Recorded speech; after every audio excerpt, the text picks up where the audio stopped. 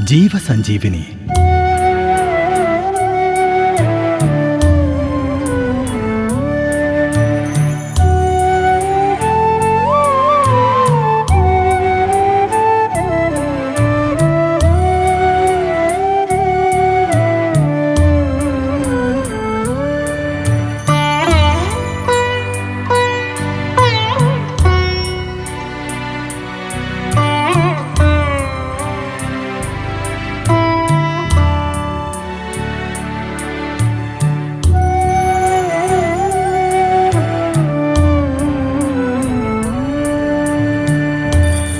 ಜೀವ ಸಂಜೀವಿನಿ. ಪ್ರೀತಿಯ JSS radio 91.2 FM ಕೇಳುಗರಿಗೆಲ್ಲ ನಮಸ್ಕಾರ. ನಾನು ನಿಮ್ಮ ಬಾನುಲಿ ಗೆಳೆಯ ಶಿವಕುಮಾರ್.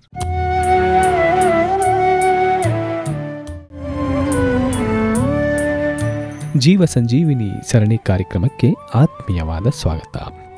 ಇಂದಿನ ಜೀವ ಸಂಜೀವಿನಿ ಕಾರ್ಯಕ್ರಮದ ವಿಷಯ ಎದೆ ಹಾಲಿನ ಮಹತ್ವ.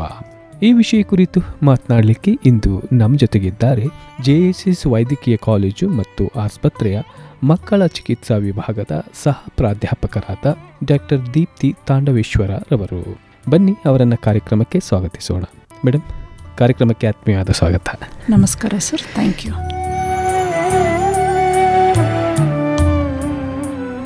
ತಾಯಿ ಎದೆ ಹಾಲನ್ನು ಅಮೃತಕ್ಕೆ ಸಮ ಅಂತ ಹೇಳ್ತಾರೆ.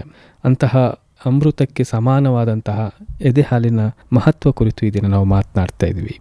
ಈ ಮಹತ್ವವನ್ನು ಜಗತ್ತಿಗೆ ಸಾರಬೇಕು ಅಂತ ಪ್ರತಿ ವರ್ಷ ಆಗಸ್ಟ್ 1ರಿಂದ 8ನೇ ತಾರೀಕುವರೆಗೂ ಒಂದು ಬ್ರೆಸ್ಟ್ ಫೀಡಿಂಗ್ ವೀಕ್ ಅಂತ ಕರೀತಾರೆ.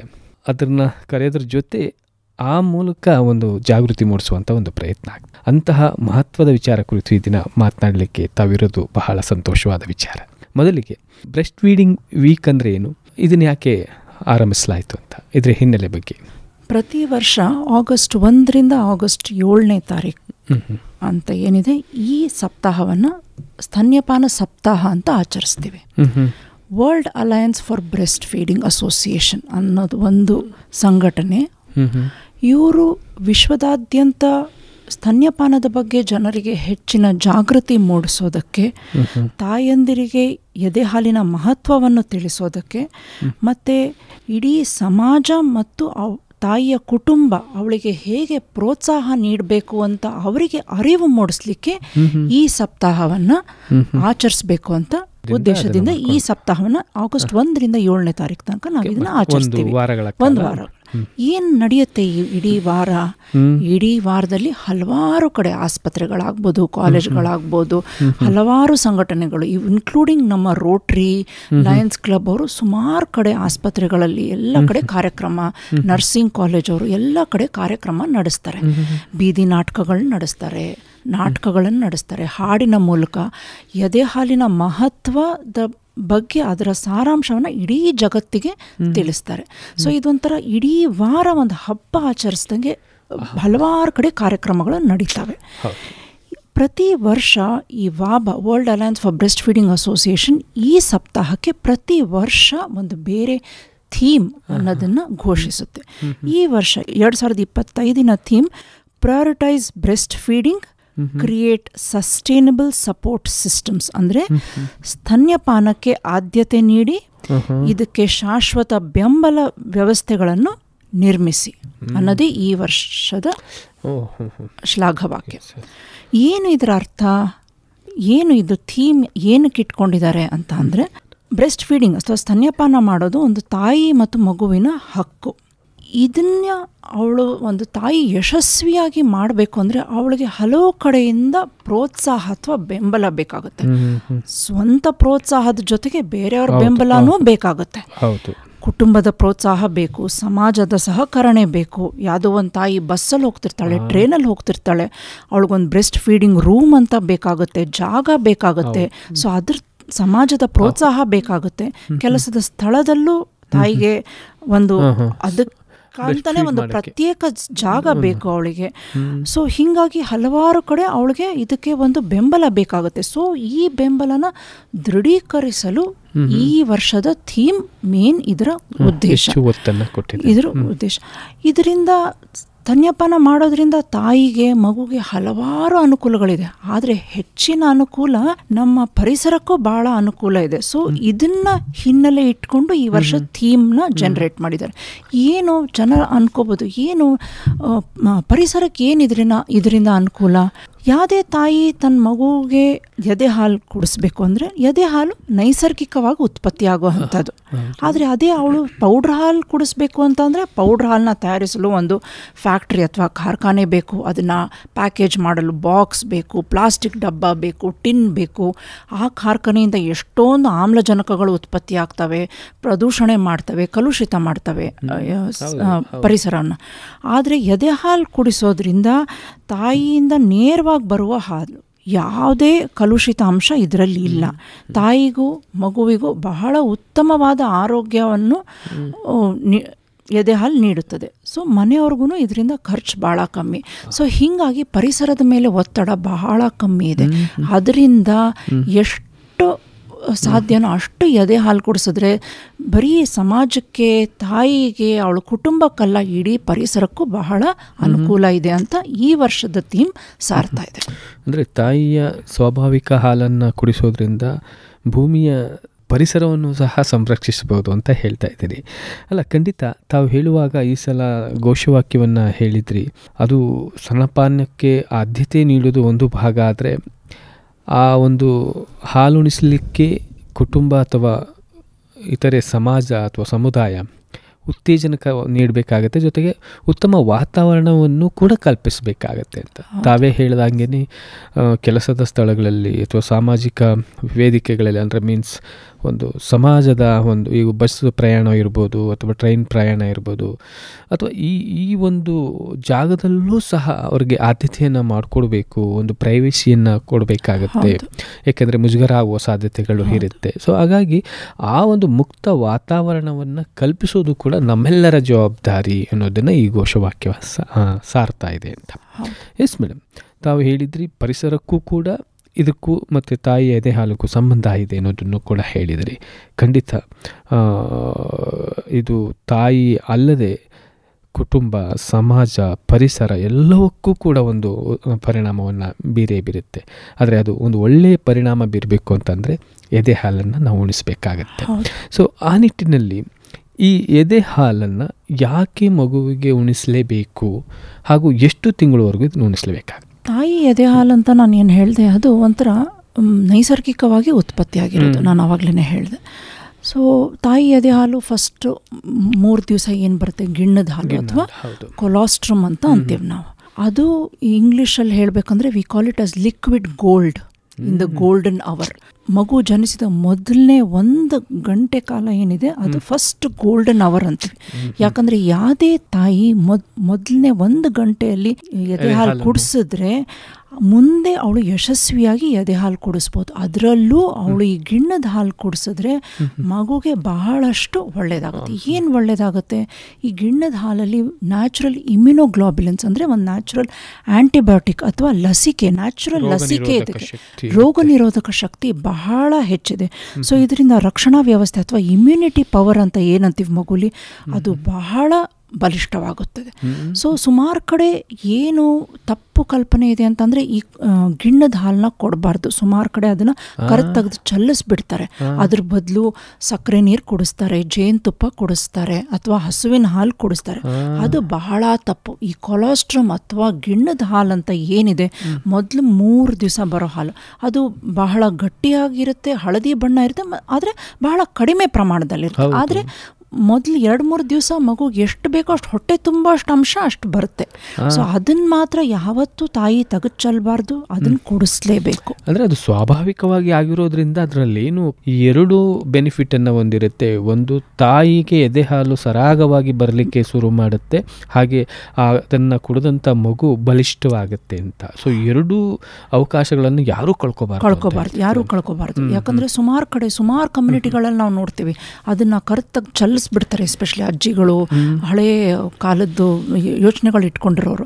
ಅದು ಬಹಳ ತಪ್ಪು. ಅದನ್ನು ಮೊದಲು ಮಾಡಬಾರ್ದು. ಎಷ್ಟು ಬೇಗ ಆಗುತ್ತೆ ಹೆರಿಗೆ ಆಗಿ ಅರ್ಧ ಗಂಟೆ ಒಳಗಡೆ ಅಥವಾ ಸಿಸೇರಿಯನ್ ಆದರೆ 1 ಗಂಟೆ ಒಳಗಡೆನೆ ತಾಯಿ ಆದಷ್ಟು ಎದೆ ಹಾಲು ಕುಡಿಸಿದ್ರೆ ಬಹಳ ಒಳ್ಳೆಯದು, ಬಹಳ.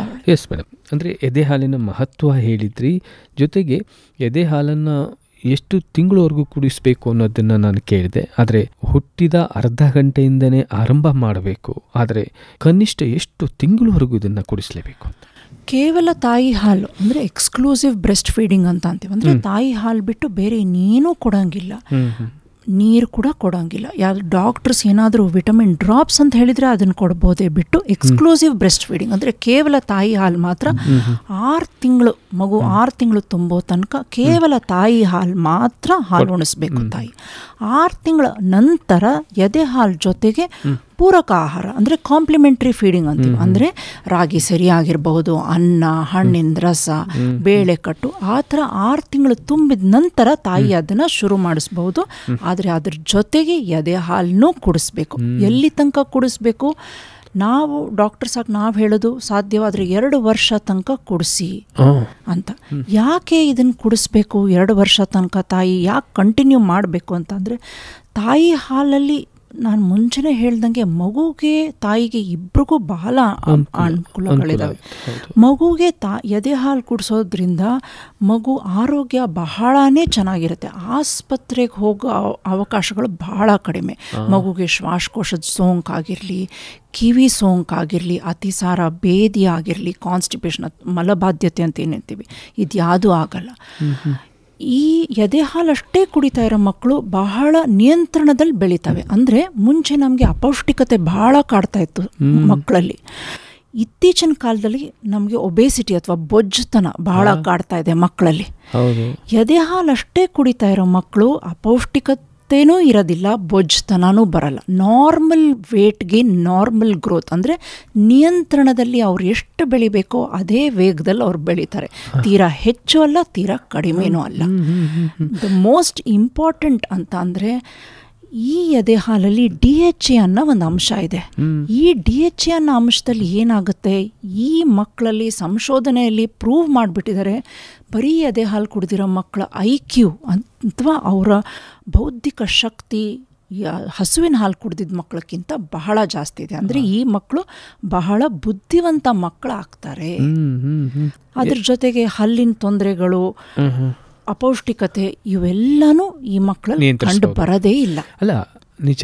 ಅಂದರೆ ಒಂದು ಮಗು ಬೆಳೆಯುವ ಹಂತದಲ್ಲಿ ಏನನ್ನ ದೇಹಕ್ಕೆ ನೀಡಿದರೆ ಇಡೀ ದೇಹದ ಎಲ್ಲ ಅಂಗಾಂಗಗಳು ಭಾಗಗಳು ಕೂಡ ಸಮೃದ್ಧವಾಗಿ ಡೆವಲಪ್ ಆಗಲಿಕ್ಕೆ ಸಾಧ್ಯ ಆಗುತ್ತೆ, ಬೆಳವಣಿಗೆ ಆಗಲಿಕ್ಕೆ ಸಾಧ್ಯ ಆಗುತ್ತೆ. ಅದು ಬರೀ ತಾಯಿಯ ಎದೆ ಹಾಲನ್ನು ಕೊಟ್ಟರೆ ಮಾತ್ರ ಆಗುವಂಥದ್ದು.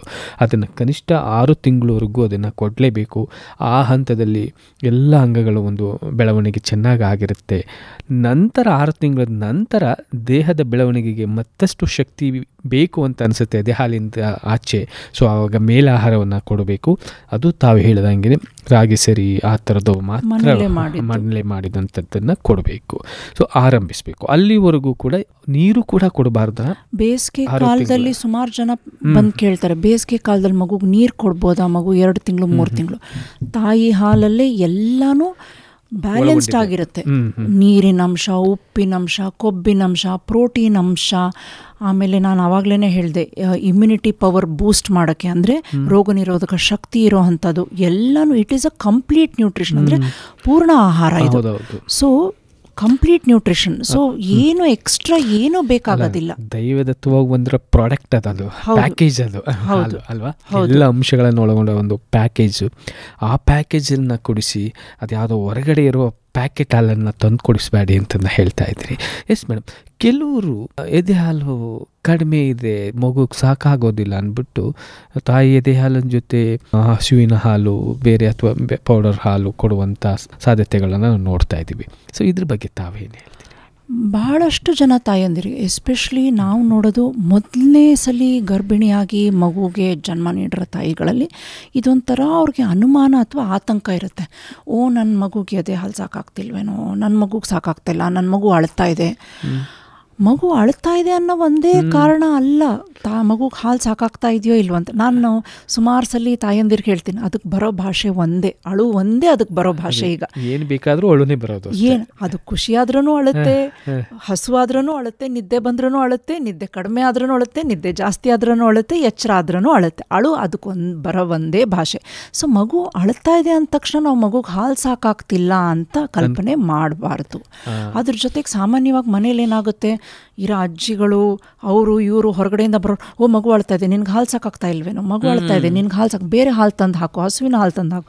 ಸುಮಾರು ಕಡೆ ಕತ್ತೆ ಹಾಲಿಗೆ ಭಾಳ ಡಿಮ್ಯಾಂಡ್ ಇದೆ ಸರ್, ನಿಮ್ಗೆ ಗೊತ್ತಿದೆಯೋ ಇಲ್ವೋ? ಕತ್ತೆ ಹಾಲು ಇಟ್ ಇಸ್ ಭಾಳ ಇದು ಎಕ್ಸ್ಪೆನ್ಸಿವ್, ಭಾಳ ದುಡ್ಡು ಅದಕ್ಕೆ, ಮತ್ತೆ ಭಾಳ ಡಿಮ್ಯಾಂಡ್ ಇದೆ. ಜನ ಅನ್ಕೊಂತಾರೆ ಕತ್ತೆ ಹಾಲು ಕುಡಿಸಿದ್ರೆ ಮಗು ಬುದ್ಧಿ ತುಂಬಾ ಚೆನ್ನಾಗಿ ಬೆಳವಣಿಗೆ ಆಗುತ್ತೆ ಅಂತ. ಆದರೆ ಎದೆ ಹಾಲಲ್ಲಿ ಎಷ್ಟು ಬೌದ್ಧ ಶಕ್ತಿಗೆ ಅನುಕೂಲ ಇದೆಯೋ ಅದು ಯಾವ ಹಾಲಲ್ಲೂ ಇಲ್ಲ. ಸೊ ಇದು ತಾಯಿಗೊಂದು ತಪ್ಪು ಕಲ್ಪನೆ, ನನಗೆ ಹಾಲು ಸಾಕಾಗಲ್ಲ. ಯಾವುದೇ ತಾಯಿಗೂ ಅವಳ ಮಗುಗೆ ಹಾಲು ಕುಡಿಸಿ ಅದಕ್ಕೂ ಮೀರಿ ಎಕ್ಸ್ಟ್ರಾ ಹಾಲು ಬರೋಷ್ಟು ಹಾಲು ಒಂದು ತಾಯಿ ಉತ್ಪತ್ತಿ ಮಾಡ್ತಾಳೆ. ಅವಳಿ ಜವಳಿ ಮಕ್ಕಳಿರೋ ಅಂಥ ತಾಯಿನೂ ಸಹ ಎರಡೂ ಮಕ್ಳಿಗೂ ಆರಾಮಾಗಿ ಎದೆ ಹಾಲು ಕುಡಿಸ್ಬೋದು. ಅವಳಿಗೂ ಸಹ ಮೇಲೆ ಏನೂ ಎಕ್ಸ್ಟ್ರಾ ಹಾಲು ಬೇಕಾಗಲ್ಲ. ಈ ಆತಂಕ ಅಥವಾ ಅವಳಿಗೆ ಏನು ಚಿಂತೆ ಇರುತ್ತೆ ಅದನ್ನು ಡಾಕ್ಟರ್ ಸಲಹೆ ಪಡ್ಕೊಂಡ್ರೆ, ಅಥವಾ ಲ್ಯಾಕ್ಟೇಷನ್ ಕನ್ಸಲ್ಟೆಂಟ್ ಅಂತ ಇರ್ತಾರೆ ಆಸ್ಪತ್ರೆಯಲ್ಲಿ. ಈಗ ನಮ್ಮ JSS ಆಸ್ಪತ್ರೆಯಲ್ಲೂ ಲ್ಯಾಕ್ಟೇಷನ್ ನರ್ಸ್ ಅಂತ ಇದ್ದಾರೆ. ಅವ್ರ ಸಲಹೆಗಳನ್ನು ಪಡ್ಕೊಂಡ್ರೆ ಅವರು ಸರಿಯಾದ ರೀತಿಲಿ ಹೇಗೆ ತಾಯಿ ಎದೆ ಹಾಲು ಕುಡಿಸ್ಬಹುದು ಅಂತ ಗೈಡ್ ಮಾಡ್ತಾರೆ. ಜೊತೆಗೆ ಕೆಲವು ಅಂಶಗಳು ತಾಯಿನೂ ನೋಡ್ಕೋಬೋದು. ಮಗು ಹಾಲು ಕುಡಿಸಾದ್ಮೇಲೆ 1.5-2 ಗಂಟೆ ಕಾಲ ಮಗು ಮಲ್ಕೊಳುತ್ತಾ, ಒಂದು ಉಚ್ಚೆ 6-7 ಸಲ ಮಾಡುತ್ತಾ, ಡಾಕ್ಟರ್ ಹತ್ರ ಹೋದಾಗ ಮಗು ತೂಕ ಹೆಚ್ಚಾಗ್ತಾ ಇದ್ರೆ ಅವಳಿಗೆ ಅವಳು ಆರಾಮಾಗಿ ಹಾಲು ಕುಡಿಸ್ಬೋದು. ಅಂದರೆ ಅವಳಿಗೆ ಯಾವ ಚಿಂತೆನೂ ಬೇಡ, ಅಂದರೆ ಹಾಲು ಸಾಕಾಗ್ತಾ ಇಲ್ಲ ಅನ್ನೋ ಚಿಂತೆನೇ ಬೇಡ. ಅಂದರೆ ತಾವು ಒಂದು ಮಾತನ್ನು ಹೇಳಿದ್ರಿ, ಮಗು ಯಾವುದೇ ಕಾರಣ ಇದ್ರೂ ಅಳುತ್ತೆ, ಅದು ಕೇವಲ ಹಾಲು ಕಡಿಮೆ ಆಯಿತು ಅಂತ ಅಲ್ಲ ಅಂತ. ಬೇರೆ ಬೇರೆ ಏನೋ ಹಾಸಿಗೆ ಸರಿ ಇಲ್ಲ, ಒತ್ತಾ ಇದ್ರು ಅಳುತ್ತೆ, ಏನೋ ಇರುತ್ತೆ, ಗೊತ್ತಿರೋದಿಲ್ಲ. ಆದರೆ ಅದನ್ನು ಅಟ್ಲೀಸ್ಟ್ ನಾವು ಕಾರಣ ತಿಳ್ಕೊಳ್ಳುವಂಥ ಒಂದು ಪ್ರಯತ್ನ ಮಾಡಬೇಕು, ಅಥವಾ ಅದನ್ನು ಮಗುವನ್ನ ಒಂದು ನಂಬಿಸುವಂಥ ಒಂದು ವ್ಯವಸ್ಥೆಯನ್ನು ಮಾಡಬೇಕು. ಆದರೆ ಹಾಲು ಸಾಕಾಗ್ತಿಲ್ಲ ಅನ್ನೋ ಭಾವನೆ ಅಂತೂ ಬೇಡ ಅಂತ ಹೇಳ್ತಾ ಇದ್ರಿ. ಆದರೆ ಒಂದು ವೇಳೆ 6 ತಿಂಗಳ ಒಳಗಡೆ ಎದೆ ಹಾಲನ್ನು ಕೊಟ್ಟು ಬೇರೆ ಹಾಲನ್ನು, ಹಸುವಿನ ಹಾಲನ್ನು ಕೊಡೋಂಥ ತಾಯಂದಿರಿಗೆ ಮಗುಗೆ ಏನು ತೊಂದರೆಗಳಾಗೋ ಸಾಧ್ಯತೆ ಇದೆ, ಅದು ಸರಿನಾ ಸರಿ ಇಲ್ವಾ? ಇದನ್ನು ಎದೆ ಹಾಲು ಕೊಡ್ತಾರೆ, ಆದರೆ ಸೇಮ್ ಟೈಮ್ ಹಸು ಹಾಲನ್ನು ಕೊಡ್ತಾರೆ. ಇದರಿಂದ ಏನು ತೊಂದರೆ ಆಗುತ್ತೆ? ಇದರಿಂದ ಮಿಕ್ಸ್ಡ್ ಫೀಡಿಂಗ್ ಅಂತ ಅಂತೀವಿ. ಅಂದರೆ ತಾಯಿ ಹಾಲು ಜೊತೆಗೆ ಹಸುವಿನ ಹಾಲು ಕೊಡ್ತಾ ಇರ್ತಾರೆ. ಸಾಮಾನ್ಯವಾಗಿ ಈ ಥರ ಬಂದಿರೋರು ಏನು ಮಾಡ್ತಾರೆ, ಇದನ್ನ ಕುಡಿಸೋಕ್ಕೆ ಫೀಡಿಂಗ್ ಬಾಟ್ಲ್ನ ಉಪಯೋಗಿಸ್ತಾರೆ. ನಿಪ್ಪಲ್ ಅಥವಾ ಫೀಡಿಂಗ್ ಬಾಟ್ಲ್. ಇದು ಪ್ಲಾಸ್ಟಿಕ್ ಫಸ್ಟ್ ಅಂತ ಅಂದರೆ ನಾವು ಅನ್ಕೋಬೇಕು. ಪ್ಲಾಸ್ಟಿಕ್ ನಮಗೀಗ ಎಲ್ಲರಿಗೂ ಗೊತ್ತು, ಭಾಳ ಅದೊಂಥರ ವಿಷ ಇದ್ದಂಗೆ. ಪ್ಲಾಸ್ಟಿಕ್ ಬಳಕೆ ಒಂಥರ ವಿಷ ಇದ್ದಂಗೆ. ಯಾವ ಮಗು ಈ ಹಸುವಿನ ಹಾಲನ್ನ ಬಾಟ್ಲಲ್ಲಿ ಕುಡಿಯುತ್ತೋ ಆ ಮಗುಗೆ ಎದೆ ಹಾಲಿಂದ ಚೀಪಿ ಹಾಲು ತಗೊಳಕ್ಕೆ ಕಷ್ಟ ಆಗುತ್ತೆ. ಯಾಕೆ ಅಂತ ಅಂದರೆ ಈ ಬಾಟ್ಲಲ್ಲಿ ಎದೆ ಚೀಪಕ್ಕೂ ತಾಯಿ ಎದೆ ಚೀಪಕ್ಕೂ ವ್ಯತ್ಯಾಸ ಇದೆ. ಯಾಕಂದರೆ ಆ ಟೆಕ್ನಿಕೇ ಬೇರೆ. Active sucking, passive sucking. ಅಂದರೆ ಎದೆ ಹಾಲು ಕುಡಿಸೋದು ಆಕ್ಟಿವ್ ಸಕ್ಕಿಂಗ್. ಪ್ಯಾಸಿವ್ ಸಕ್ಕಿಂಗ್ ಅಂದರೆ ಮಗು ಅದಕ್ಕೆ ನಿಪ್ಪಲ್ಗೆ, ಪ್ಲಾಸ್ಟಿಕ್ ನಿಪ್ಪಲ್ಗೆ ಬಾಯಿ ಇಡ್ತಿದ್ದಂಗೆ ಹಾಲು ಸೋರ್ ಹೋಗುತ್ತೆ. ಸೊ ಆವಾಗ ಮಗು ಎದೆ ಹಾಲನ್ನ ಕಚ್ಚಿ ಕುಡಿಯೋದು ಮರ್ತು ಬಿಡುತ್ತೆ ಒಂದು. ಮತ್ತೆ ಹಸುವಿನ ಹಾಲಲ್ಲಿ ಏನಿರುತ್ತೆ, ಕ್ಯಾಲ್ಶಿಯಂ ಅಂಶ, ಉಪ್ಪಿನ ಅಂಶ ಬಹಳ ಏರುಪೇರು ಇರುತ್ತೆ, ವ್ಯತ್ಯಾಸ ಇರುತ್ತೆ. ಸೊ ಹಾಗಾಗಿ ಹಸುವಿನ ಹಾಲು ಕುಡಿಸ್ಬಿಟ್ರೆ ಮಗುಗೆ ಹೈಪೋಕ್ಯಾಲ್ಸಿಮಿಯಾ ಅಥವಾ ಕ್ಯಾಲ್ಶಿಯಂ ಅಂಶ ಕಮ್ಮಿ ಆಗುತ್ತೆ. ಐರನ್ ಕಂಟೆಂಟ್ ಅಂದರೆ ಈ ಮಕ್ಕಳಿಗೆ ರಕ್ತಹೀನತೆ ಶುರುವಾಗುತ್ತೆ. ಮಗು ಬೆಳವಣಿಗೆ ಮೇಲೆ ಬಹಳಷ್ಟು ಪರಿಣಾಮ ಬೀಳುತ್ತೆ. ಅತಿಸಾರ ಭೇದಿ ಆಗೋ ಸಾಧ್ಯತೆ ಇದೆ. ಸೊ ಹೀಗಾಗಿ ಬಹಳಷ್ಟು ಕೆಟ್ಟ ಪರಿಣಾಮಗಳು ಬೀಳಬಹುದು. ಸೊ ಹಾಗಾಗಿ ಹಸು ಹಾಲನ್ನ ಎದೆ ಹಾಲಿನ ಜೊತೆ ಮಿಕ್ಸ್ ಮಾಡಬಾರ್ದು. ಅದರಲ್ಲೂ ವಿಶೇಷವಾಗಿ 6 ತಿಂಗಳ ಒಳಗಡೆ ಅದನ್ನು ಮಾಡಬಾರ್ದು. ಅದರಲ್ಲೂ ಬಾಟ್ಲಲ್ಲಿ ಮಾತ್ರ ಯಾವತ್ತೂ ಕುಡಿಸ್ಬಾರ್ದು. ಎಸ್ ಮೇಡಮ್, ಒಂದು ತಾವು ಹೇಳಿದ್ರಿ, ಖಾತ್ರಿಪಡಿಸಿದ್ರಿ ಎದೆ ಹಾಲಿನ ಮಹತ್ವವೇನು, ಎಷ್ಟು ತಿಂಗಳವರೆಗೂ ಬರೀ ಎದೆ ಹಾಲನ್ನು ಉಣಿಸ್ಬೋದು, ಎಷ್ಟು ತಿಂಗಳ ನಂತರ ಮೇಲಾಹಾರವನ್ನು ಕೊಡ್ಬೋದು, ಎಷ್ಟು ತಿಂಗಳವರೆಗೂ ಕನಿಷ್ಠ ಕುಡಿಸಿದರೆ, ಅಂದರೆ 2 ವರ್ಷದ ಒಳಗೆ ಕುಡಿಸಿದರೆ ಇನ್ನೂ ಮಗು ಆರೋಗ್ಯವಾಗಿರುತ್ತೆ, ದಷ್ಟಪುಷ್ಟವಾಗಿರುತ್ತೆ ಅನ್ನೋದನ್ನು ಹೇಳಿದ್ರಿ. ಕೆಲವು ತಪ್ಪು ಕಲ್ಪನೆಯನ್ನು ಕೂಡ ಹೇಳಿದ್ರಿ. ಆದರೆ ಮತ್ತಷ್ಟು ತಪ್ಪು ಕಲ್ಪನೆ ಅಂದರೆ ಎದೆ ಹಾಲು ಉಣಿಸೋದ್ರಿಂದ ತಾಯಿ ಅಥವಾ ಹೆಣ್ಣಿನ ಸೌಂದರ್ಯ ಹಾಳಾಗುತ್ತೆ ಅನ್ನೋ ಭಾವನೆ ಕೂಡ ಇದೆ. ಸೊ ಅದು ಇವಾಗಲೂ ಇದೆ ಅನಿಸುತ್ತೆ. ಈಗಲೂ ಇದೆ. ಬಹಳಷ್ಟು ಜನಕ್ಕೆ ಏನು ಅನ್ಕೊತಾರೆ, ತಾಯಿ ಎದೆ ಹಾಲು ಬಹಳಷ್ಟು ದಿವಸ ಕುಡಿಸಿದ್ರೆ ತಾಯಿ ಸೌಂದರ್ಯ ಅಥವಾ ಅವಳು ಇದು ದೇಹದ ಸೌಂದರ್ಯ ಕಡಿಮೆ ಆಗಿಬಿಡಬಹುದು ಅಂತ ಬಹಳಷ್ಟು ಜನಕ್ಕೆ ಅದೊಂದು ತಪ್ಪು ಕಲ್ಪನೆ ಇದೆ. ಆದರೆ ನಾನು ಇಷ್ಟೋ ತನಕನೂ ನಿಮ್ಮ ಜೊತೆ ಮಾತಾಡೋತ್ತಿಗೆ ಸರ್, ನಾನು ನಿಮಗೆ ಮಗುವಿಗಾಗೋ ಅನುಕೂಲಗಳನ್ನ ಮಾತ್ರ ಹೇಳಿದೆ. ಎದೆ ಹಾಲು ಕುಡಿಸೋದ್ರಿಂದ ತಾಯಿಗೂ ಅಷ್ಟೇ ಅನುಕೂಲಗಳಿದ್ದಾವೆ. ಡೆಲಿವರಿ ಆದ ತಕ್ಷಣ ಅಥವಾ ಯಾವುದೇ ಮಗುಗೆ ತಾಯಿ ಜನ್ಮ ನೀಡಿದ ತಕ್ಷಣ ಗರ್ಭಕೋಶ ವಾಪಸ್ ಅದ್ರ ಜಾಗಕ್ಕೆ ಹೋಗೋಕ್ಕೆ ಎದೆ ಹಾಲು ಉಣಿಸಿದ್ರೆ ಮಾತ್ರ ಅದು ಸಾಧ್ಯ. ಕೆಲವ್ರು ತಾಯಂದಿರಿಗೆ ಪ್ರಸವ ನಂತರ ರಕ್ತಸ್ರಾವ ಆಗ್ಬಿಡುತ್ತೆ. ಇದನ್ನ ಎದೆ ಹಾಲು ಉಣಿಸೋದ್ರಿಂದ ಇದು ತಡೆಗಟ್ಟುತ್ತೆ. ಮೋಸ್ಟ್ ಇಂಪಾರ್ಟೆಂಟ್, ಗರ್ಭಿಣಿ ಇದ್ದಾಗ ಸಾಮಾನ್ಯವಾಗಿ ತಾಯಿ 10ರಿಂದ 12 kg ಅಷ್ಟು ತೂಕ ಹೆಚ್ಚಕ್ಕೆ ಆಗಿರುತ್ತೆ. ಎದೆ ಹಾಲು ಉಣಿಸೋದ್ರಿಂದ ಯಾವುದೇ ಜಿಮ್ಮಿನ ಅವಶ್ಯಕತೆ, ಎಕ್ಸಸೈಸ್ ಅವಶ್ಯಕತೆ ಇಲ್ಲ. ತಾಯಿಗೆ ಆರಾಮಾಗಿ ಆಟೋಮ್ಯಾಟಿಕ್ ಆಗಿ ದೇಹದ ತೂಕ ಕಡಿಮೆ ಆಗುತ್ತದೆ. So it is going to give a natural exercise. ಸುಮಾರು ಜನ ಒಂದು ಮಗು ಹೆರಿಗೆ ಆದಮೇಲೆ ಇನ್ನೊಂದು ಮಗುವಿನ ಮಧ್ಯ ಅಂತರ ಬಿಡಲು ಕಾಂಟ್ರಾಸೆಪ್ಟಿವ್ ಅಥವಾ ಗರ್ಭನಿರೋಧಕವನ್ನು ಉಪಯೋಗಿಸ್ತಾರೆ. ಎಷ್ಟು ದಿವಸ ಎದೆ ಹಾಲು ಉಣಿಸ್ತಾರೋ ಇದು it is a natural contraceptive. ಅಂದರೆ ಇದೇ ಒಂದು ಮಗುವಿನಿಂದ ಇನ್ನೊಂದು ಮಗುವಿನ ಮಧ್ಯೆ ಅಂತರವಿಡಲು ಇದು ಒಂದು ನ್ಯಾಚುರಲ್ ಗರ್ಭನಿರೋಧಕ ಶಕ್ತಿ ಇದೆ. ಅಂದರೆ ಎದೆ ಹಾಲನ್ನು ನಿರಂತರವಾಗಿ ಉಣಿಸ್ತಾ ಇದ್ರೆ ಅವ್ರಿಗೆ ಗರ್ಭ ಕಟ್ಟೋ ಸಾಧ್ಯತೆಗಳಿರಲ್ಲ, ಕಮ್ಮಿ, ಬಹಳಷ್ಟು ಕಮ್ಮಿ. ಇದಕ್ಕಿಂತ ಮೋಸ್ಟ್ ಇಂಪಾರ್ಟೆಂಟ್ ಅಂದರೆ ಯಾವ ತಾಯಂದಿರು ಹೆಚ್ಚಿನ ದಿವಸದ ತನಕ ಎದೆ ಹಾಲು ಉಣಿಸ್ತಾರೋ ಅವ್ರಿಗೆ ಗರ್ಭಕೋಶದಾಗಲಿ ಸ್ತನ ಅಥವಾ ಬ್ರೆಸ್ಟ್ ಕ್ಯಾನ್ಸರ್ ಮತ್ತು ಅಂಡಾಶಯ ಅಥವಾ ಒವೇರಿಯನ್ ಕ್ಯಾನ್ಸರ್ ಆಗೋ ಸಾಧ್ಯತೆ ಬಹಳ ಕಮ್ಮಿ. ಸೊ ಸುಮಾರು ಜನ ನೀವು ಹೇಳ್ದಂಗೆ ಬಾಹ್ಯ ಸೌಂದರ್ಯ ಹಾಳಾಗುತ್ತೆ ಅನ್ಕೊತಾರೆ, ಆದರೆ ಒಳಗಡೆ ಈ ಕ್ಯಾನ್ಸರ್ ಅಂತ ಮಹಾಮಾರಿನ ತಡೆಗಟ್ಟೋ ಅಂಥ ಶಕ್ತಿ ಈ ಎದೆ ಹಾಲು ಉಣಿಸೋದ್ರಿಂದ ತಾಯಿಗಿದೆ. ಸೊ ತಾಯಿಗೂ ಅಷ್ಟೇ ಅನುಕೂಲಗಳಿದೆ.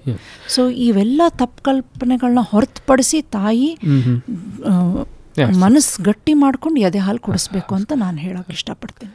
ಖಂಡಿತ ಮೇಡಮ್. ಅಂದರೆ ಈ ಮನುಷ್ಯನ ದೇಹವೇ ಅದು ದೈವ ಸೃಷ್ಟಿ, ಅದು ಹೇಗೆ ಬೇಕೋ ಹಾಗೆ ಅದನ್ನ ಸೃಷ್ಟಿಯಾಗಿರುತ್ತೆ.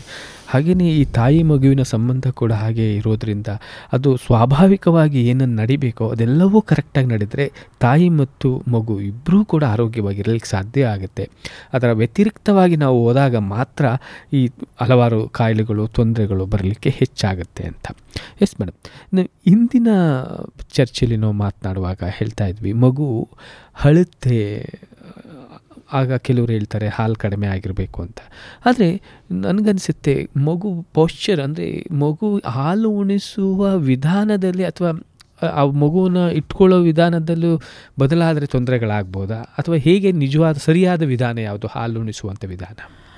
ಯಾವುದೇ ತಾಯಿನೂ ಹಾಲು ಉಣಿಸೋ ವಿಧಾನ ಕರೆಕ್ಟಾಗಿ ತಿಳ್ಕೊಂಡ್ರೆ ಅರ್ಧ ಕೆಲಸ ಅಲ್ಲೇ ಆಗೋದಂಗೆ. ಅದಕ್ಕೆ ನಾವು ಆಸ್ಪತ್ರೆಯಲ್ಲಿ ಏನು ಮಾಡ್ತೀವಿ, ನರ್ಸ್ಗಳಾಗಲಿ ಡಾಕ್ಟರ್ಸ್ ಆಗಲಿ ತಾಯಂದಿರಿಗೆ ಫಸ್ಟ್ ಹೇಳ್ಕೊಡೋದೆ ಅವಳು ಹೇಗೆ ಕೂತು ಹೇಗೆ ಹಾಲು ಕುಡಿಸ್ಬೇಕು. ಆದಷ್ಟು ನಾವು ಹೇಳೋದು ಕುತ್ಕೊಂಡು ಹಾಲು ಕುಡಿಸಿ. ಮೊದಲನೇ ದಿವಸ 2ನೇ ದಿವಸ ಪಾಪ ತಾಯಿಗೆ ನೋವು ಇರುತ್ತೆ, ಎದ್ದು ಕೂತ್ಕೊಳಕ್ಕಾಗಲ್ಲ, ಆವಾಗ ಪರವಾಗಿಲ್ಲ. ಬಟ್ ಆದಮೇಲೆ ಆದಷ್ಟು ಎದ್ದು ಕೂತ್ಕೊಂಡು ಬೆನ್ನಿಗೆ ಒಂದು ಸಪೋರ್ಟ್ ಅಥವಾ ಆಧಾರ, ದಿಂಬಾಗಲಿ ಗೋಡೆ ಆಗಲಿ ಆಧಾರ ಇಟ್ಕೊಂಡು ತಾಯಿ ನೇರವಾಗಿ ಕೂತು ಮಗುನ ತನ್ನ ತೊಡೆಯಲ್ಲಿ ಕೈಯಿಂದ ಅವಳು ಸಪೋರ್ಟ್ ಮಾಡಿ ಎದೆ ಹಾಲು ಕುಡಿಸ್ಬೇಕು. ಮಗು ದೇಹ ತಾಯಿ ದೇಹ ಕನೆಕ್ಟ್ ಆಗಿರಬೇಕು, ಅಂಟ್ಕೊಂಡಿರ್ಬೇಕು. ಮಗು ತಾಯಿ ಕಡೆ ತಿರುಗಬೇಕು, ತಾಯಿ ಗಮನ ಪೂರ್ತಿ ಮಗುವಿನ ಕಡೆ ಇರಬೇಕು. ಈಗಿನ ಕಾಲದಲ್ಲಿ ನಾವು ನೋಡ್ತೀವಿ ತಾಯಿ ಎದೆ ಹಾಲು ಕುಡಿಸ್ತಾ ಇರ್ತಾರೆ, ಒಂದು ಕೈಯಲ್ಲಿ ಮೊಬೈಲ್ ನೋಡ್ತಾ ಇರ್ತಾರೆ. ಹಂಗಲ್ಲ. ಯಾಕೆ ಇದು ಮಹತ್ವ ಅಂತ ಅಂದರೆ, ಎಷ್ಟು ತಾಯಿ ಮಗು ಕಡೆ ಗಮನ ಕೊಡ್ತಾಳೋ ಅವಳಲ್ಲಿ ಪ್ರೊಲ್ಯಾಕ್ಟಿನ್ ಅನ್ನೋ ಹಾರ್ಮೋನ್, ಏನು ಈ ಹಾರ್ಮೋನ್ ಕೆಲಸ, ತಾಯಿ ಎದೆ ಹಾಲನ್ನ ಹೆಚ್ಚಿಗೆ ಉತ್ಪತ್ತಿ ಮಾಡೋದೇ ಈ ಹಾರ್ಮೋನ್ ಕೆಲಸ. ಸೊ ಎಷ್ಟು ಮಗು ತಾಯಿ ಬಗ್ಗೆ ಯೋಚನೆ ಮಾಡ್ತಾಳೋ, ಎಷ್ಟು ಲವಲವಿಕೆಯಿಂದ ಇರ್ತಾಳೋ, ಎಷ್ಟು ಖುಷಿಯಾಗಿರ್ತಾಳೋ, ಮಗುವಿನ ಕಡೆ ಗಮನ ಕೊಡ್ತಾಳೋ, ಅಷ್ಟ ಹಾರ್ಮೋನ್ ಜಾಸ್ತಿ ಉತ್ಪತ್ತಿ ಆಗುತ್ತೆ, ಎದೆ ಹಾಲು ಜಾಸ್ತಿ ಉತ್ಪತ್ತಿ ಆಗುತ್ತೆ. ಸೊ ಎಲ್ಲನೂ ಒಂಥರ ಕನೆಕ್ಷನ್ ಇದ್ದಂಗೆ. ಮತ್ತು ಎದೆ ಹಾಲು ಕುಡಿಸೋದಕ್ಕೆ ತಾಯಿ ಮಗುವಿನ ದೇಹನ ಪೂರ್ತಿ ಸಪೋರ್ಟ್ ಮಾಡಬೇಕು, ನೇರವಾಗಿ ಇಟ್ಕೋಬೇಕು, ಮಗುವಿನ ತುಟಿ ಮತ್ತು ಮೂಗು ಎದೆಗೆ ಒತ್ತಬೇಕು, ಮಗುವಿನ ಬಾಯಿ ವಿಶಾಲವಾಗಿ ತೆಗ್ದಿರಬೇಕು, ಕೆಳಗಡೆ ಇರೋ ತುಟಿ ತೆಗ್ದಿರಬೇಕು, ಮತ್ತು ತಾಯಿಯ ಎದೆ ತೊಟ್ಟು ತಾಯಿ ಪೂರ್ಣವಾಗಿ ಬರೀ ಎದೆ ತೊಟ್ಟಷ್ಟೇ ಅಲ್ಲ, ಅದ್ರ ಸುತ್ತಗಿರೋ ಕಪ್ಪು ಭಾಗನೂ ಮಗು ಬಾಯಿ ಒಳಗಡೆ ಹೋಗಿರಬೇಕು. ಇದೇ ಮೇನ್ ಪೊಸಿಷನ್, ಸರಿಯಾದ ಪೊಸಿಷನ್. ಆವಾಗ ಮಗು ಸಂತೃಪ್ತಿಯಾಗಿ ಹಾಲು ಕುಡಿಯುತ್ತೆ, ಹಳೋದ್ವಿ ಇಲ್ಲ. ಜೊತೆಗೆ ಇನ್ನೊಂದು ಬಹಳ ಮುಖ್ಯವಾಗಿ ಹೇಳಿದ್ರಿ, ಇತ್ತೀಚಿನ ದಿನಗಳಲ್ಲಿ ಆಗ್ತಿರುವಂಥದ್ದು ತಾವು ಹೇಳಿದ್ರಿ, ಎದೆ ಹಾಲು ಉಣಿಸುವಾಗ ತಾಯಿಯ ಗಮನ ಸಂಪೂರ್ಣವಾಗಿ ಮಗುವಿನತ್ತ ಅಥವಾ ಮಗುವಿನ ಹಾಲಿನ ಕುಡಿಸುವಂಥ ಇದರಲ್ಲಿ ಇರಬೇಕಾಗತ್ತೆ. ಬೇರೆ ಕಡೆ ಆದರೆ ಬೇರೆ ಥರ ತೊಂದರೆಗಳಾಗುತ್ತೆ. ಬಟ್ ಇದಾಗೋದ್ರಿಂದ ಸಂಪೂರ್ಣವಾಗಿ ಮಗುಗೂ ತೃಪ್ತಿ ಆಗುತ್ತೆ, ಅವರ ಎದೆ ಹಾಲಿನ ಒಂದು ಶಕ್ತಿ ಕೂಡ ಹೆಚ್ಚಾಗುತ್ತೆ. ಖಂಡಿತವಾಗ್ಲೂ ಇದು ನಮ್ಮ ಸಾಮಾನ್ಯವಾಗಿ ಊಟದ ವಿಚಾರದಲ್ಲೇ ಹೇಳ್ತೀವಿ, ಊಟದ ಮೇಲೆ ಗಮನ ಇಟ್ಕೊಂಡು ಊಟ ಮಾಡಿ ಅಂತ. ಅಂಥದ್ರಲ್ಲಿ ಈ ತಾಯಿಯ ಎದೆ ಹಾಲು ಕುಡಿಸುವಾಗಂತೂ ಅತ್ಯಂತ ಗಮನ ಇರಲೇಬೇಕಾಗುತ್ತೆ ಮೇಡಮ್. ಖಂಡಿತ ಅದು ಒಂದು ಒಳ್ಳೆಯ ವಿಚಾರ ಅಂತ ನಾನು ಕೂಡ ಭಾವಿಸ್ಕೊಳ್ತೇನೆ ಮೇಡಮ್. ಹಾಗೆಯೇ ಕೆಲವರು ಹೇಳ್ತಾರೆ, ಕೆಲವು ತಾಯಿಗೆ ಎದೆ ಹಾಲು ಕಡಿಮೆ ಅಥವಾ ಕೆಲವು ತಾಯಿಗೆ ತುಂಬ ಎದೆ ಹಾಲು ಜಾಸ್ತಿ. ಈ ವ್ಯತ್ಯಾಸಗಳನ್ನ ಸಾಮಾನ್ಯವಾಗಿ ನಾವು ನೋಡ್ತೀವಿ ಅಥವಾ ಕೇಳಿದ್ದೀವಿ. ಸೊ ಇದು ಇರುತ್ತಾ? ಇದ್ದರೆ ಯಾಕೆ ಹೆಂಗಾಗುತ್ತೆ? ಒಪ್ಕೊತೀನಿ ಸರ್, ಒಂದು ತಾಯಿಗೂ ಇನ್ನೊಂದು ತಾಯಿಗೂ ಎದೆ ಹಾಲು ಬರೋ ಪ್ರಮಾಣದಲ್ಲಿ ವ್ಯತ್ಯಾಸ ಇರಬಹುದು. ಆದರೆ ನಾನು ಮುಂಚೆನೇ ಹೇಳ್ದಂಗೆ ಯಾವುದೇ ತಾಯಿ ತನ್ನ ಮಗುಗೆ ಬೇಕಾಗಷ್ಟು ಹಾಲು ಉತ್ಪತ್ತಿ ಮಾಡೇ ಮಾಡ್ತಾಳೆ. ಅವಳಿ ಜೋಳಿ ಮಕ್ಕಳು ಕುಡಿಸೋಷ್ಟು ಹಾಲು ಉತ್ಪತ್ತಿ ಮಾಡ್ತಾಳೆ. ತಾಯಿಯ ಆರೋಗ್ಯ, ಅವಳ ಮನಸ್ಸಿನ ಸ್ಥಿತಿ, ಅದ್ರ ಮೇಲೆ ಎದೆ ಹಾಲು ಉತ್ಪತ್ತಿ ಆಗೋದು ಡಿಪೆಂಡ್ ಆಗಿರುತ್ತೆ. ತಾಯಿ ಎಷ್ಟು ಕಾಮಾಗಿ, ಏನೂ ಯೋಚನೆ ಇಲ್ಲದೆ ಕಾನ್ಫಿಡೆಂಟ್ ಆಗಿ ಎದೆ ಹಾಲು ಕುಡಿಸ್ತಾಳೋ ಅಷ್ಟು ಹಾಲು ಉತ್ಪತ್ತಿ ಆಗುತ್ತೆ.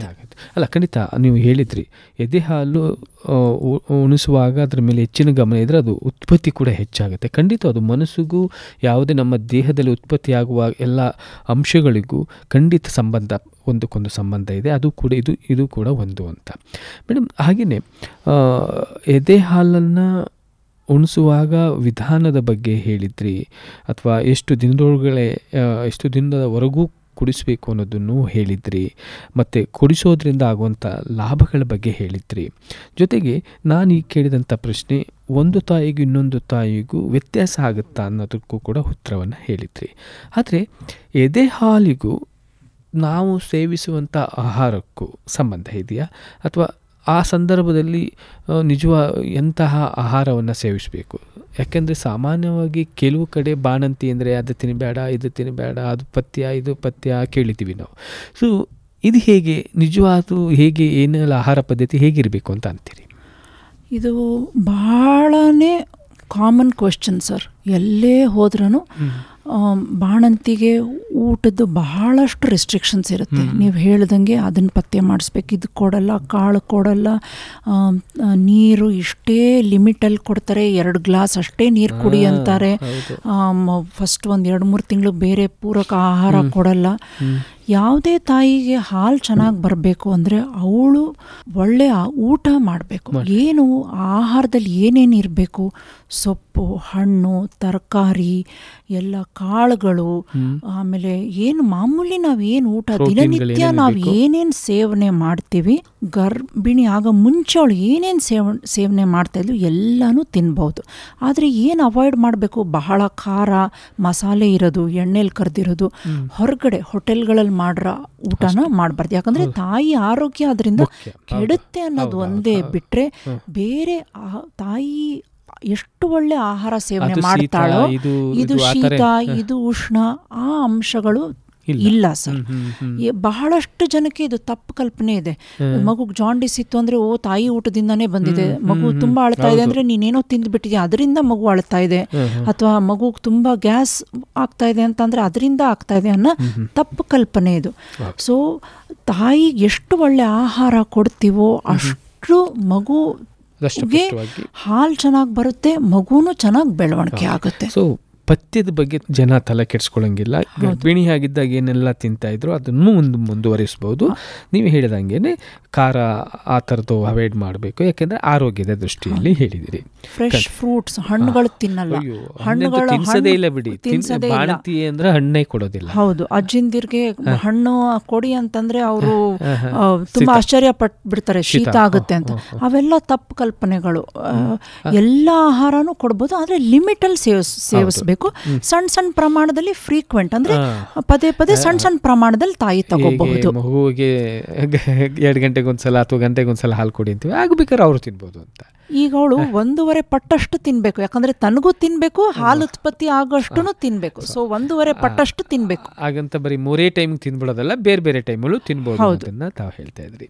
ಎಸ್ ಮೇಡಮ್, ಸಾಕಷ್ಟು ವಿಚಾರಗಳನ್ನು ತಿಳಿಸ್ಕೊಟ್ಟಿದ್ರಿ. ಖಂಡಿತವಾಗಲೂ ಎದೆ ಹಾಲಿನ ಮಹತ್ವದ ಬಗ್ಗೆ ಸಾಕಷ್ಟು ಮಾಹಿತಿಯನ್ನು ತಿಳ್ಕೊಂಡಿರ್ತಾರೆ, ಆದರೆ ನೀವು ಇವತ್ತು ತಿಳಿಸಿದಂಥ ಮಾಹಿತಿ ಒಂದು ರೀತಿಯ ಅವರ ಮನ ಮುಟ್ಟುವಂತೆ ಇತ್ತು ಅಂತ ನಾನು ಭಾವಿಸ್ಕೊಳ್ತೀನಿ ಮೇಡಮ್. ಒಟ್ಟಾರೆ ಹೇಳೋದಾದರೆ ಈ ಒಂದು ಎದೆ ಹಾಲಿನ ಮಹತ್ವ ಕುರಿತಂತೆ ಅಥವಾ ಈ ಒಂದು ಸಪ್ತಾಹ ಕುರಿತಂತೆ ಏನು ಹೇಳಕ್ಕೆ ಇಷ್ಟಪಡ್ತೀರಿ?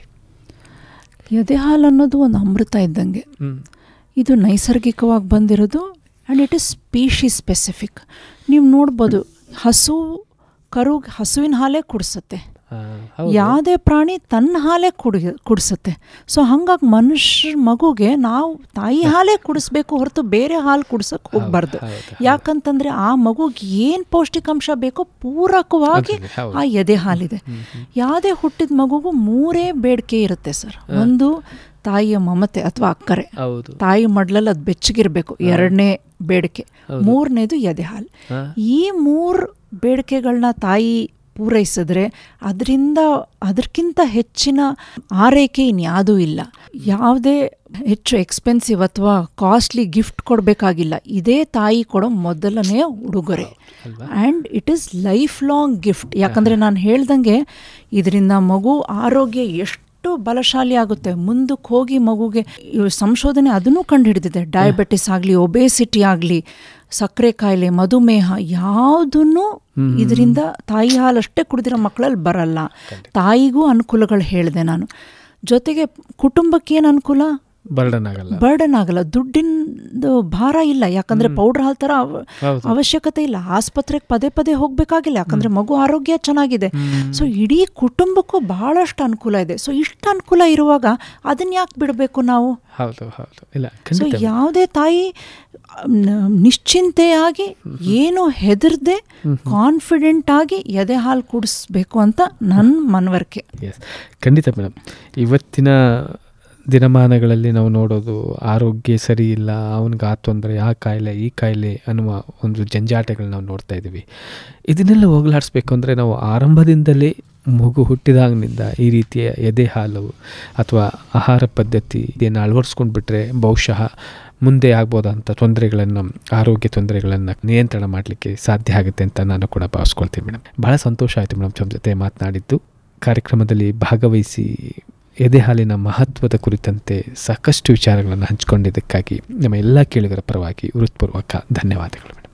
ನನ್ನನ್ನು ಈ ಕಾರ್ಯಕ್ರಮಕ್ಕೆ ಬರಮಾಡ್ಕೊಂಡಿದ್ದಕ್ಕೆ ಬಹಳ ಧನ್ಯವಾದಗಳು ಸರ್. ನನಗಿದೊಂದು ಅವಕಾಶ ಕಲ್ಪಿಸಿಕೊಟ್ಟದಕ್ಕೂ ಬಹಳ ಧನ್ಯವಾದಗಳು. ಧನ್ಯವಾದ ಮೇಡಮ್, ಧನ್ಯವಾದ. ಶ್ರೋತೃಗಳೇ, ಇಷ್ಟೊತ್ತು ತಾವು ಕೇಳ್ತಾ ಇದ್ರಿ ಜೀವ ಸಂಜೀವಿನಿ ಕಾರ್ಯಕ್ರಮದಲ್ಲಿ ಎದೆ ಹಾಲಿನ ಮಹತ್ವ ಕುರಿತು ನಾವು ಮಾತನಾಡ್ತಾ ಇದ್ವಿ. ಇಷ್ಟೊತ್ತು ನಮಗೆ ಮಾಹಿತಿಯನ್ನು ನೀಡಿದವರು JSS ವೈದ್ಯಕೀಯ ಕಾಲೇಜು ಮತ್ತು ಆಸ್ಪತ್ರೆಯ ಮಕ್ಕಳ ಚಿಕಿತ್ಸಾ ವಿಭಾಗದ ಸಹ ಪ್ರಾಧ್ಯಾಪಕರಾದ ಡಾಕ್ಟರ್ ದೀಪ್ತಿ ತಾಂಡವೇಶ್ವರರವರು. ಇದು ಇವತ್ತಿನ ಕಾರ್ಯಕ್ರಮ. ಮತ್ತೊಂದು ಕಾರ್ಯಕ್ರಮ ಜೊತೆ ತಮ್ಮನ್ನು ಭೇಟಿ ಆಗ್ತೀನಿ. ಅಲ್ಲಿವರೆಗೂ ನಮಸ್ಕಾರ. ಜೀವ ಸಂಜೀವಿನಿ.